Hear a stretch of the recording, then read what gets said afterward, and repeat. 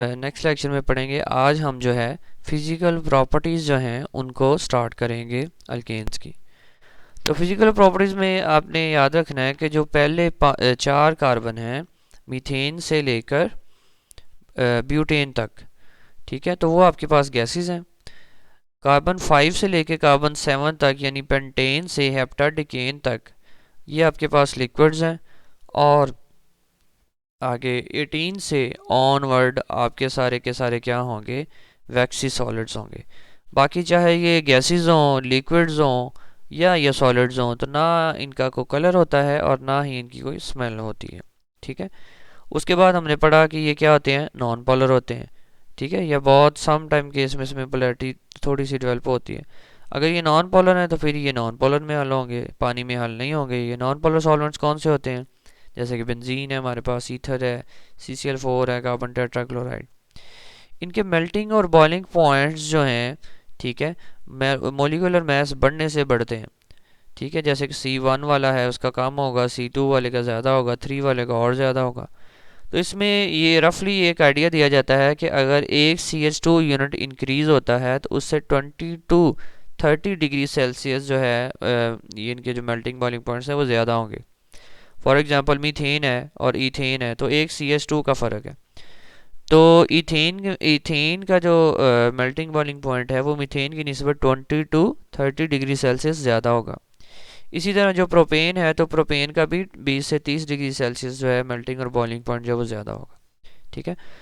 और इसके अलावा आपने याद रखना है कि जैसे जैसे ये बात होगी कि मेल्टिंग पॉइंट इंक्रीज़ होता है मॉलिक्यूलर मास बढ़ाने से। नेक्स्ट बात ये है कि एक कंपाउंड है स्ट्रेट चेन भी है और ब्रांच चेन भी है। तो जो ब्रांच चेन वाला जो कंपाउंड होता है उसका मेल्टिंग और बॉइलिंग पॉइंट जो है वो कम होता है उसके स्ट्रेट चेन से। फॉर एग्जांपल एन ब्यूटेन एक स्ट्रेट चेन है तो उसका बॉइलिंग पॉइंट है -0.5 डिग्री सेल्सियस। लेकिन अगर उसको ब्रांच लगा देंगे, आइसोब्यूटेन कर देंगे, तो वो क्या हो जाएगा, -11.7 डिग्री सेल्सियस। तो -11 कम वैल्यू है एज़ कम्पेयर टू -0.5।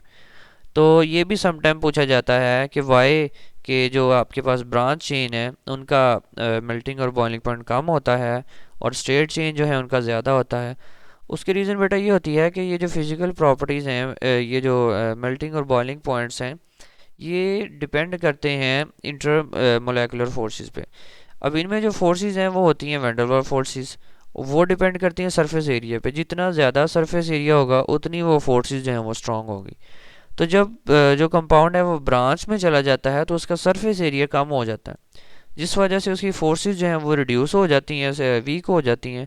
और जो मेल्टिंग और बॉइलिंग पॉइंट की वैल्यूज़ भी आपके पास जो है वो जो है डिक्रीज़ हो जाती हैं, ठीक है। अच्छा जी, लेकिन ये जो ट्रेंड है ये आपने याद रखना है क्योंकि रेगुलर नहीं है कि बहुत ज़्यादा इसको जो सीक्वेंस है वो फॉलो नहीं किया जाता। लेकिन जो जनरल ट्रेंड है वो आपको जो है वो एक्सप्लेन कर दिया गया है। नेक्स्ट जो है हमारे पास यूजेस आ जाते हैं मीथेन के। तो मीथेन को फ्यूल के तौर पर यूज़ करते हैं और इल्यूमिनेटिंग गैस यानी रोशनी के लिए भी हासिल करते हैं। आजकल तो ये खैर वैसे मिलती नहीं है बड़ी ख़ास तौर पे सर्दियों में। तो लेकिन खैर लेकिन इस्तेमाल तो इसका होता है फ्यूल के तौर पर भी, गाड़ियों में भी और घरों में भी इसको यूज़ करते हैं। उसके अलावा इसको मुख्तलिफ कंपाउंड्स बनाने के लिए भी इस्तेमाल करते हैं, जैसे मिथाइल क्लोराइड है, डाइक्लोरोमीथेन है, क्लोरोफॉर्म है। इंडस्ट्री में कंपाउंड्स बनाने के लिए इस्तेमाल करते हैं। कार्बन ब्लैक पेंट्स वगैरह में यूज़ करते हैं, ऑटोमोबाइल में यूज़ करते हैं।